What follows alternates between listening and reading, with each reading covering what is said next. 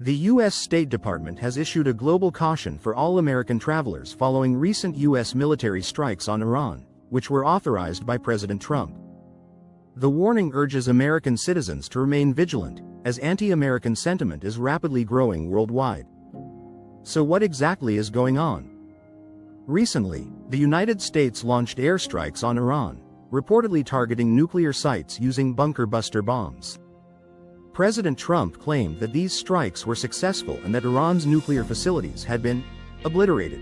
However, Pentagon sources and independent experts say it's too soon to confirm the extent of the damage. In fact, some reports suggest the facilities may still be operational. We'll break all of this down, what it means, why the situation is so volatile, and what Americans might need to prepare for in the coming days.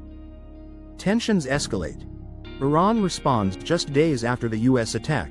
Iran launched missile strikes at a U.S. base in Qatar. In response, President Trump publicly called for peace. But then, things took a darker turn. According to Israeli reports, Iran fired missiles toward Israel after a ceasefire deadline had passed. Iran denied the attacks, but explosions were reported, and Israel retaliated. So, despite Trump's earlier announcement on Truth Social that a ceasefire had been reached, conflict resumed within hours. Now, once again, a new ceasefire has been declared, but the situation remains incredibly unstable. Trump versus the intelligence community. Here's where things get even more complicated. On Truth Social, Trump criticized major media outlets like CNN and the New York Times for allegedly downplaying the success of the strike. He insisted that the Iranian nuclear facilities were completely destroyed.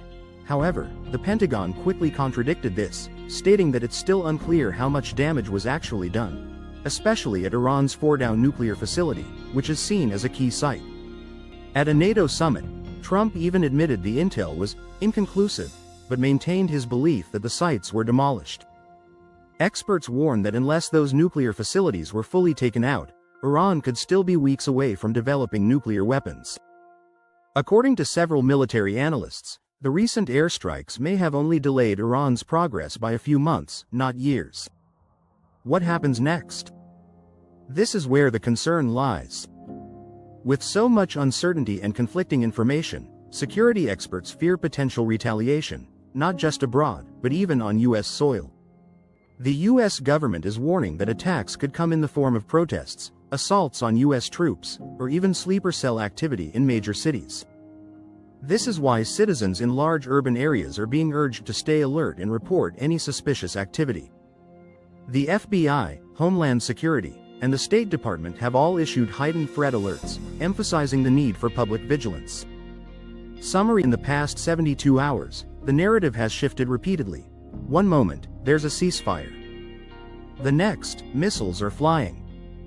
Trump says Iran's nuclear program is obliterated. The Pentagon says, too early to tell. Both Israel and Iran claim victories, yet nobody can confirm peace. What happens next? That's the big question. Over the coming days and weeks, more information will emerge, and I'll keep you updated every step of the way. For now, stay safe, stay informed, and stay prepared. Thanks for watching, and be sure to like and follow for real-time updates.